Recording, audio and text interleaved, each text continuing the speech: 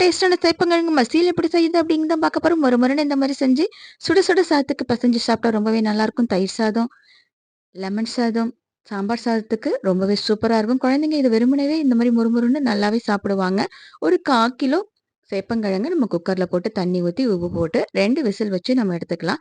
இது BP patient, sugar patient சாப்பிட்டா உடம்புக்கு ரொம்பவே ஆரோக்கியமானது. வாரத்துல ஒரு தடவ எல்லாருமே நம்ம சாப்பிடுறது நல்லது. இப்போ ஒரு பவுல்ல மஞ்சத்தூள், காரத்தூள் 1 டேபிள் ஸ்பூன், 1/2 டேபிள் ஸ்பூன் மல்லித்தூள், மாவு 1/4 டேபிள் ஸ்பூன், அரிசி மாவு 1/2 table spoon, 1/2 table spoon cornflour மாவு, தேவையான அளவு உப்பு போட்டு நம்ம வச்சிருக்கிற கிழங்கு இது கூட நல்லா பெசஞ்சுக்கலாம்.